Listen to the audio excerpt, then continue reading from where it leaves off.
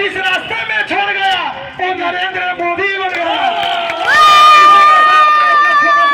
समाप्त करता हूँ। जय हिंद, वंदे मातरम। आने वाले इलेक्शन में हम लोगों के दिल में जो बात है वो तो जरूर रहेगी। जो इरादा से यहाँ मंच बनाया गया है उसमें हमें कामयाबी जरूर हासिल होगी इंशाल्लाह। तब है ধন্যবাদ মিকাইল সাহেবকে।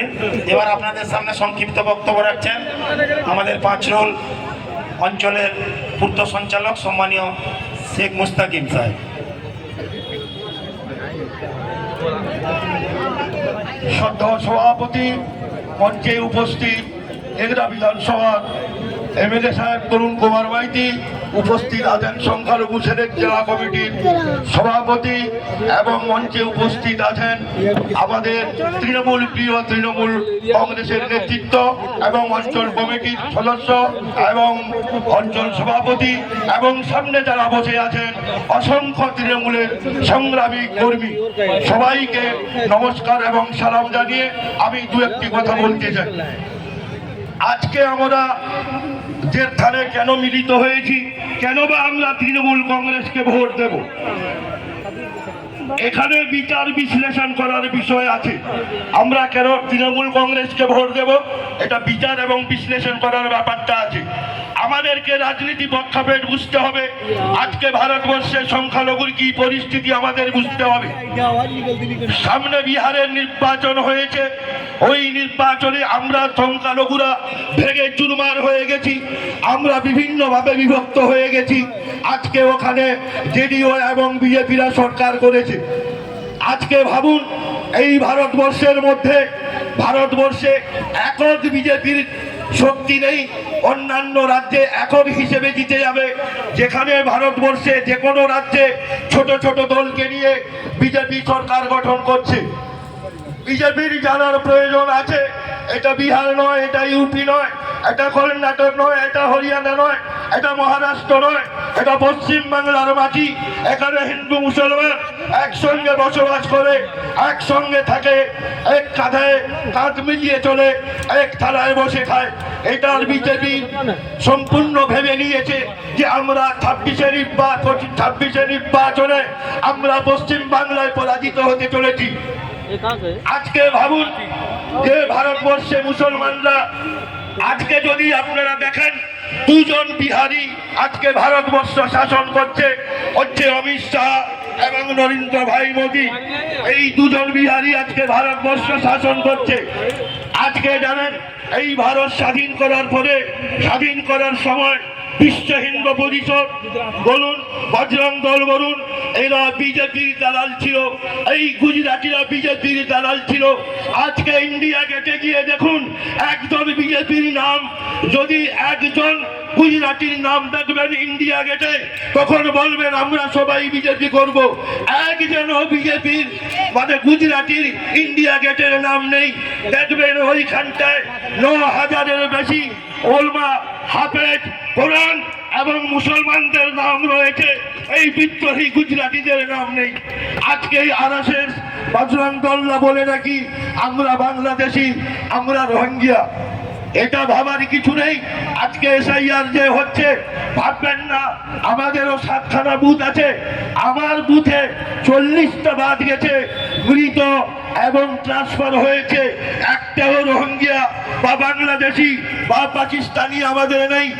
আপনারা জানবেন এই এসআইআর যে মুসলমানদের ক্ষতি হবে তা নয়, এটা সর্বোপরি সবাই ক্ষতি হবে, খালি মুসলমানের ক্ষতি হবে না। এসআইআর এর মাধ্যমে এনআরসি করবে, তারপরে ভোট চুরি বা অন্যান্য পরিস্থিতির মধ্যে দিয়ে বাংলা দখল করার তাদের উদ্দেশ্য। সেই উদ্দেশ্য কোনোদিন ওদের সফল হবে না, এটা আমাদেরকে জানতে হবে।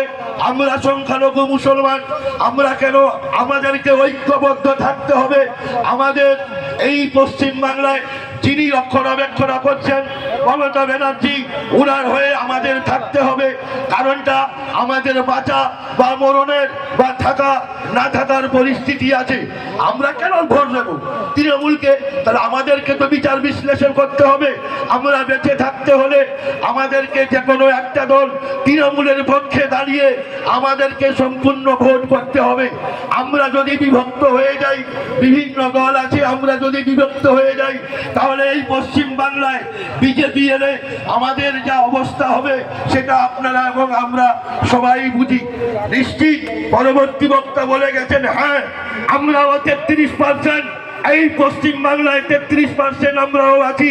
আমাদের মধ্যেও নিশ্চিত করে নেতৃত্বকে বলবো, আমাদের সঙ্গেও ভ্রাতৃত্ব মনোভাব নিয়ে আমাদের সম্পর্কে রাখতে হবে। আমরা আপনাদের দলের পাশে আছি, আমাদের বিপদেও পাশে থাকতে হবে। ভোটের সময় মঞ্চ করে তারপরে ছেড়ে দেওয়া এটা কোনো কাজের কাজ নয়। দলের নেতৃত্বদের আমি দৃষ্টি আকর্ষণ করছি যাতে আমাদেরকে ভাইয়ের মতন করে নিয়ে চলা। এবং আমাদের এই পশ্চিম বাংলায় বিজেপি তো 40 থেকে 50টাও সিট পাবে না, নিশ্চিত ভাববেন আমরা 260 পেরিয়ে যাব। কারণটা আমাদেরকে ঐক্যবদ্ধ থাকতে হবে। এবং আমাদের যে বিধায়ক তরুণ কুমার মাইতি মহাশয় নিশ্চয়ই আমাদের দুঃখে সুখে বা আমাদের আচরণে উনি সবসময় সহযোগিতা করছেন। কষ্ট রাগ থাকতে পারে, দুঃখ থাকতে পারে, একটা পরিবারের 5 জনের একদম প্রিয় হয়ে যাবেন তা নয়। আমাদেরকে ভাবতে হবে যে 100 দিনের মধ্যে 90 দিন আমাদের পাশে থাকেন, উনি আমাদের পাশে 100 দিনই আছেন। এইটা আমাদের ভেবে 26শে নির্বাচনে আমাদের এই বিধানসভায় যিনি আমাদের দলের তৃণমূল কংগ্রেসের প্রার্থী হবেন, আমরা আজকে যেরকম যে স্থানে মিলিত হয়েছি, আমরা এই রকম এলাকায় 1 নম্বর পঞ্চায়েত সমিতি এলাকায় আমাদের যত সংখ্যালঘু ভাইরা আছেন, আমরা ঐক্য হয়ে একসঙ্গে তৃণমূলের বিধায়ককে ভোট দিয়ে মমতা ব্যানার্জিকে 4বার জন্য মুখ্যমন্ত্রী করার জন্য আমাদেরকে প্রস্তুতি নিতে হবে, অঙ্গীকার নিতে হবে। এই আমার বক্তব্য বলে আমি শেষ করলাম। জয় হিন্দ, বন্দে মাতরম, তৃণমূল কংগ্রেস জিন্দাবাদ। ধন্যবাদ মুস্তাকিম সাহেবকে। আমাদের প্রধান দুই বক্তা রয়েছেন, তার আগে সংক্ষিপ্ত আকারে বলবেন আমাদের সংখ্যালঘু সেলের সহসভাপতি শেখ মুক্তাজুল ভাই।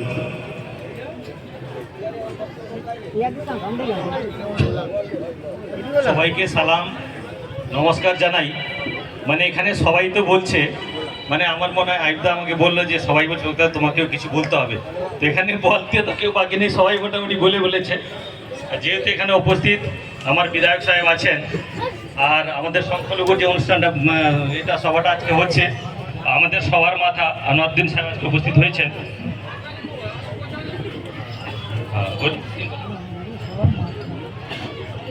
কসবা এগরার সভাপতি হরিপদ দাস মহাশয়, আপনি একটু